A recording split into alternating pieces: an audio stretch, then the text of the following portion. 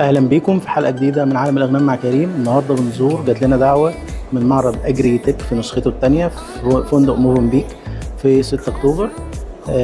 لبينا الدعوه وجينا نشوف.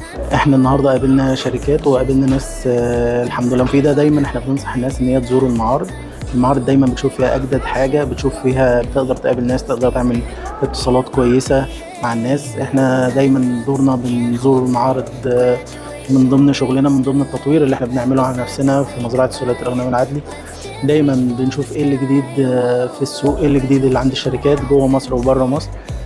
فاحنا النهارده هنوريكم كذا حاجه من اللي احنا شفناها، هننقل لكم الخبره اللي احنا خدناها النهارده لفريق العمل بتاعنا ولحضراتكم، وان شاء الله في لقاءات قادمه من معارض تانية واماكن تانية ونزور مكان جديد باذن الله.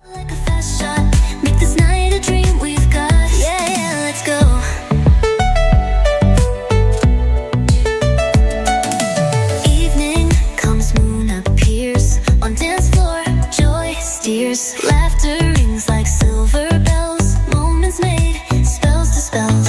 Schoolyard loves, hearts on fire, now we move, reach higher. Hopes and dreams take flight, celebrate this magic night. Whoa, journey ends, new one starts.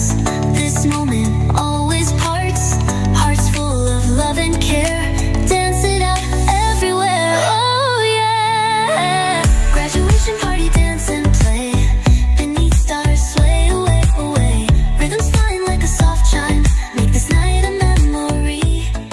مع حضرتك احنا مهندس نبيه الشبري، رئيس التنفيذي لشركه الشبري للتنميه الزراعيه الذكيه نانو جرين. شايف عندك منتجات للانتاج الحيواني والدواجن غير المنتجات الثانيه الزراعيه. تمام. ايه القصه بتاعت الشركه؟ فوزنا بمركز وحاجه كده بالظبط. اول شيء ان هو منتج امن حيوي، كل العناصر اللي فيه مصنعه بشكل حيوي امن بدون اي مواد كيميائيه. ايه المكونات اللي فيه ايه؟ عندي الزنك، ده مكون من نانو سيلينيوم زنك، ومستخلصات طبيعيه منهم مستخلصات الطحالب زي السبايرولينا. الطحالب الاسبرولينا معروف هو اصلا مغذي للانسان. تمام. يعني هو يعتبر مكملات الغذائيه للانسان. تمام. فبالتالي بيضاف للحيوان ايضا كاضافات اعلاف، لان الطحالب الاسبايرولينا احنا بنصنعها بطريقه معينه، لينا نو هاو فيها بنسب معينه مع النانو سيلينيوم. النانو سيلينيوم طبعا بيعمل على رفع المناعه للحيوان، وكمان عنصر النانو سيلينيوم بيرفع المناعه للانسان والكائنات الحيه عموما. طبعا. خدت بال حضرتك؟ فاضافه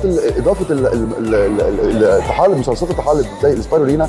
الطحالب السبايرولينا بيحتوي على كل الاحماض الامينيه، كل الهرمونات النباتيه الطبيعيه، وايضا يحتوي على كل العناصر الكبرى وكل العناصر الصغرى اللي بيحتاجها الحيوان. وانا سعيد بلقاء حضرتك وشرفتنا يا فندم. شكرا.